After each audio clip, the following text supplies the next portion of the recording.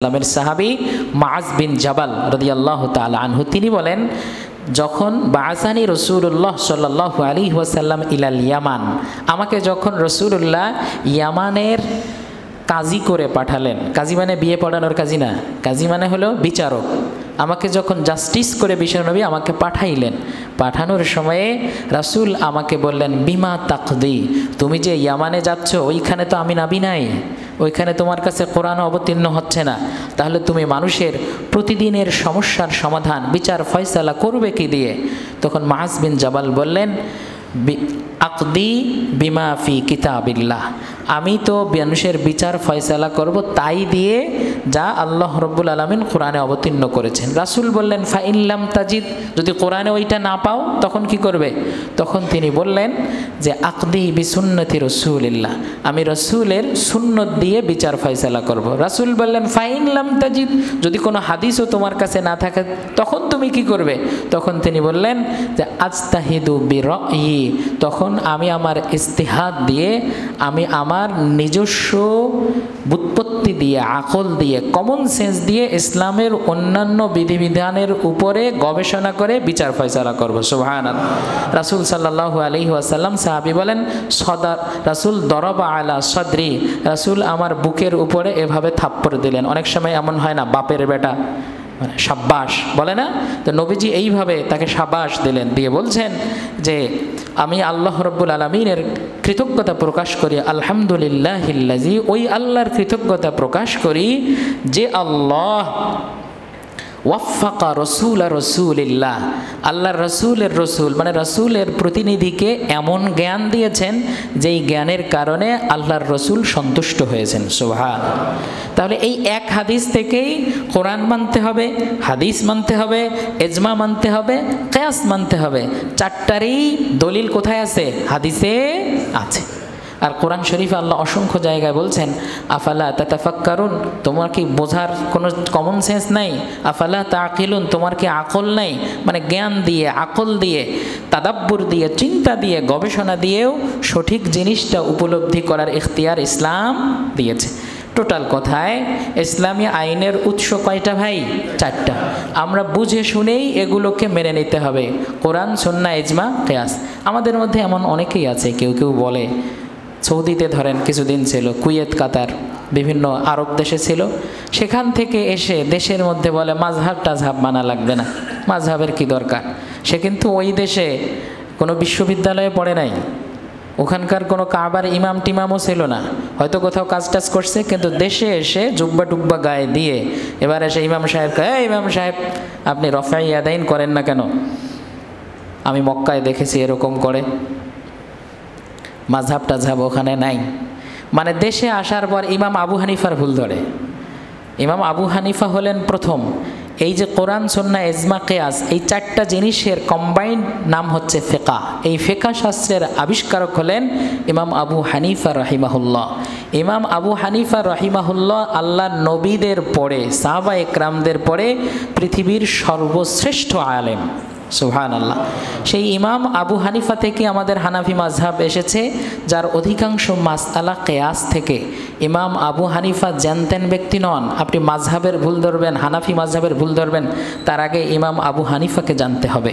ইমাম আবু হানিফা রাহিমাহুল্লাহ জীবদ্দশাতেই 4 জন সাহাবীর সাক্ষাৎ পেয়েছেন, 1200 তাবেঈর কাছে পড়াশোনা করেছেন, প্রায় 6 লক্ষ হাদিস তার সংরক্ষণে ছিল, 50,000 হাদিসের হাফেজ ছিলেন, 83,000 মাসআলা ইস্তেমবাত করেছেন। সুবহানাল্লাহ।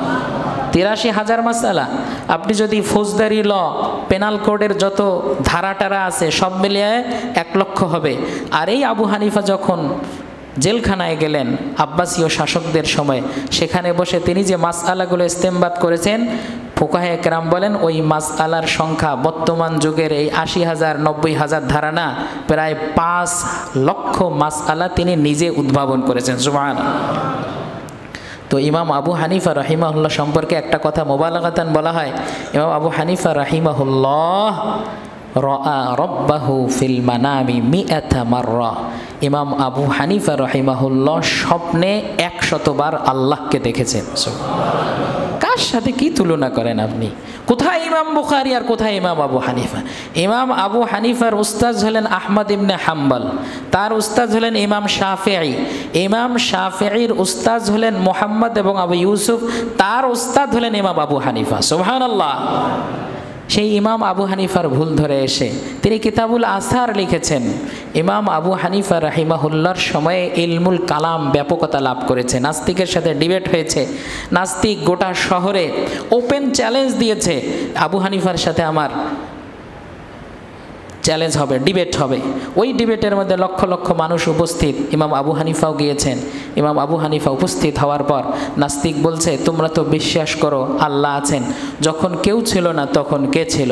আবু হানিফা বলছেন, যখন কেউ ছিল না তখন আমার আল্লাহ ছিল।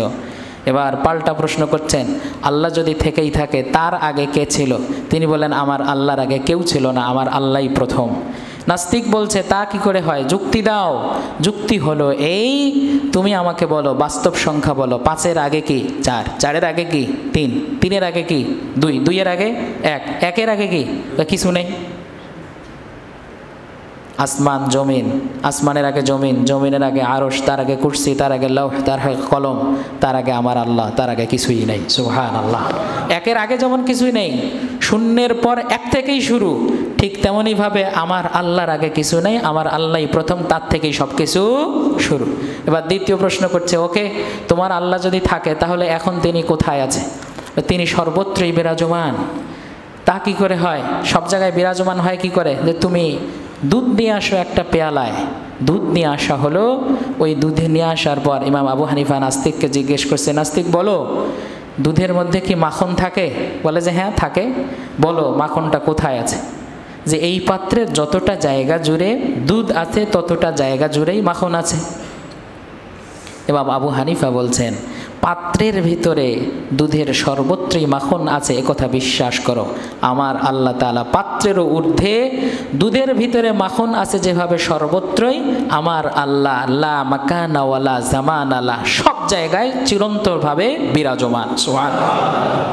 নাস্তিক বলছে, তোমার আল্লাহ যদি সব জায়গায় বিরাজমান থাকে তাহলে তোমার আল্লাহ এবার কোন দিকে মুখ করে আছে? যে আল্লাহ রব্বুল আলামিনের কোনো দিকে মুখ করা লাগে না, সব দিকেই প্রত্যেকটা জিনিস তার জ্ঞানের ভিতরে। তা কি করে হয়? বলছে, তুমি মোমবাতি জ্বালাও, মোমবাতি জ্বালানো হলো, মোমবাতির আলো সব দিকে ঠিকরে পড়ছে। জিজ্ঞেস করছে নাস্তিক, বলো মোমবাতির মুখ এখন কোন দিকে? বলছে, মোমবাতির তো মুখ নাই, সব দিকেই আলো দেয়, আমার আল্লাহরও কোনো মুখ নাই, সব দিকেই আলো দেয়। সুবহানাল্লাহ। নাস্তিক বলছে, আচ্ছা তোমার আল্লাহ এখন কি করছে? আবু হানিফা চেয়ার থেকে নিচ থেকে উঠে, চেয়ারের মধ্যে নাস্তিক বসেছিল, ঠাস করে একটা থাপ্পড় মারছে।